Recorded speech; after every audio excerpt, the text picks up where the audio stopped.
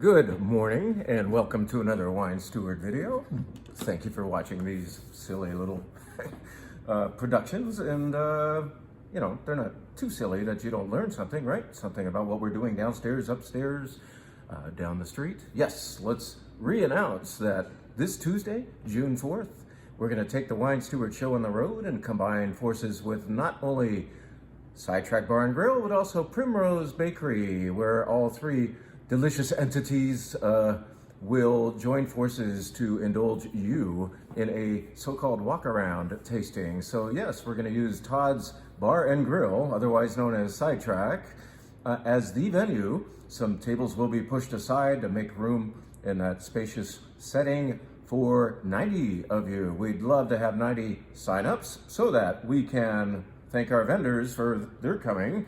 We're going to have two people in particular, actually three. One's going to remain a secret, but we're going to have a never-before-seen representative from a winery that you're going to enjoy, and it has some very, very interesting connections.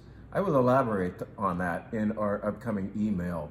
In the meantime, let's just say that she will be pouring three beautiful wines, and then Lisa and Boyd will also have many things represented, so many things that they won't be able to pour them all. In fact, we'll have wine steward staff helping out at other tables, showing you their wares, if you will, delicious wares in the form of wine, right? Yes, and, or but, either way. There will also be spirits this time. I think I'll probably hog the table where we will pour one delicious gin from Spain, and perhaps a rum from Martinique, and perhaps a tequila. How about a mezcal? How about a whiskey? You know, let's do like one each of the well-known spirit types for you to sniff and take furtive sips of, and see what you think of our spirits selections. These aren't the things that you'll see down the street at the grocery store, but really nice, smaller production, very particular, beautiful spirits. So wine, spirits, let's do this walk around. Did I say we're going to eat? Yes, the nibbles of both Primrose Bakery and Sidetrack Bar and Grill are involved in this very economically priced affair. So sign up today, will you? Go to thewinesteward.com, and we will see you next Tuesday evening. How about that? Okay, that commercial is over with. Let me tell you very briefly what's going on the wine bar. I'm not even going to describe everything. I'll just briefly allude to the fact that the Red Flight is devoted entirely to red wines.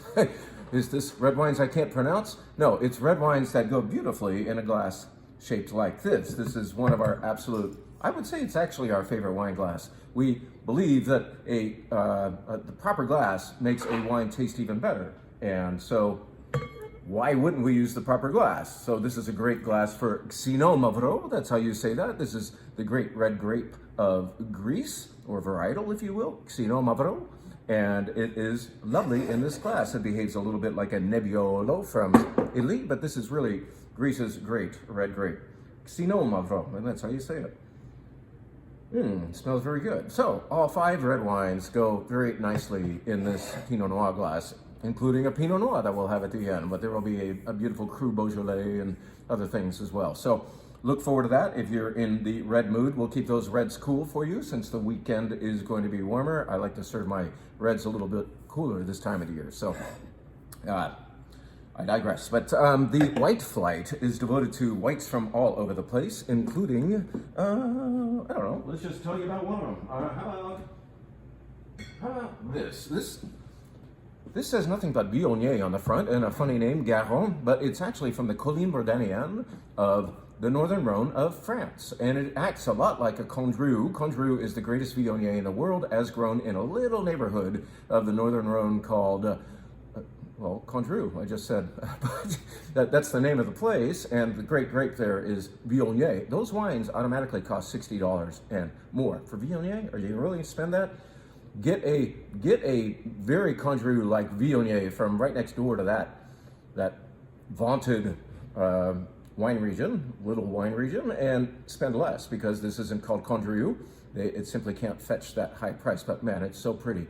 And it's Viognier under control. I know many of you have abandoned the variety because you think it's too thick and rich and too perfumey. This is beautiful. This is nice. This is restrained Viognier. Not so restrained that you can't identify beautiful Viognier happening here, but anyway, we like a wine with balance and just a little bit of restraint so we can drink more of it, right? Now, last week I told you about what I consider to be the best rosé I've had this year. Of course, everyone has their druthers. You might like a different style of rosé, but I think this is a gorgeous Provence rosé. It's a cru classé. We described that last week as being made by a producer who is among very, very, very few producers, a little club, you could call it, of quality-minded producers, and they have the right to call their rosé cru classé, and this is so classy. This is delicious Grenache-based Provence rosé with a little more body to it. I'm reminded somewhat of a Bandol, which would cost much more. So get in on this Fab de Provence. The Fab family makes this wine. They've had it in their family for this estate in the family for hundreds of years, and the Fabs are still directly involved in the wine growing and making. So get your hands on this. You can get your lips on it first and have it upstairs by the glass at the wine bar. How about that? Now, let's talk about a spirit that I am very pleased to carry. It is called this. I have talked about it before, but since we just made a big commitment to a big heap of it, I'm going to tell you more about Irem and what you can do with it. This is Irem from Granada, Spain. Spain? Spanish gin? Yeah, there's a lot of really great Spanish gin. Why? Because I would say the national drink of Spain is the gin and tonic. They can't necessarily pronounce it like that. They say gin tonic, but we know what they mean. They know what we mean when we say, por favor, un gin tonic, or gin tonic, gin and tonic, okay? Well, let's just say you're on a flight to Spain. Maybe you're landing in Barcelona or Madrid in a couple of hours, but in the meantime, you are thirsty. You order a gin and tonic from your flight attendant. And what do? You get a cheesy little plastic cup, a few cubes of ice, maybe a little wedge of lime, and a little bottle of perhaps Schweppes, which is very good, tonic water, and a gin, probably Beefeater, something like that. Well, it works. It gets you there, right? Well, by the time you actually get there to Spain and land in Madrid or Barcelona, you head for a good bar, and what happens there? Art. It is just like, let's try to replicate that. Boom, cutting board.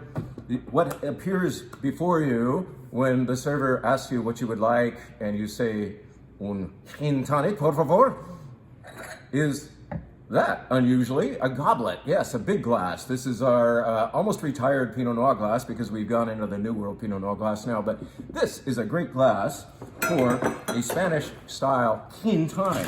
What will they do? They will get a lot of ice in there. Let's just do that more easily down here. No, it's not dramatic enough. Force them to have it up here. This is a great glass that you want to fill nearly entirely with ice. Lots of ice. I'm gonna run out. You get the idea? Lots of ice. And then, what do you think?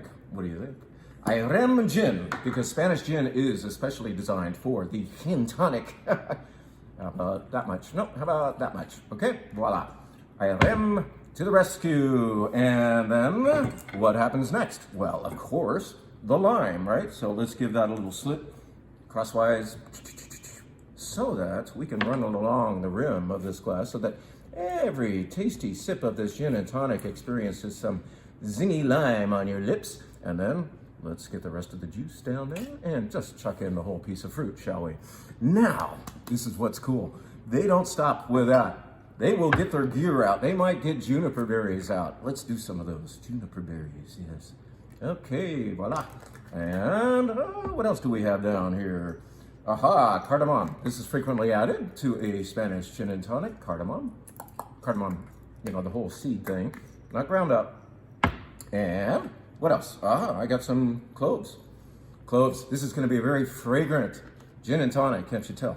I mean, you've got great gin going on. We're going to put in some good fever tree tonic in a minute. But in the meantime, all these little things that are so sniffy-licious, you know, we want just to, like, savor the smell of this stuff. Hey, I'm not gonna open this, but black peppercorns could also be added. And, you know, let's make it pretty. Let's throw in a whole sprig of thyme, shall we? Voila. And I know we have fruit in there, but let's color it up a little bit. Let's put in perhaps a couple of wedges of, I don't know, tangerines, something like that. And, oh, we need this, don't we? It's called a gin and tonic, right? So let's get the good old fever tree going. Did I happen to mention that we sell this and we sell this? Yes, this is in fact an advertisement for something delicious. There we go. The whole bottle goes in.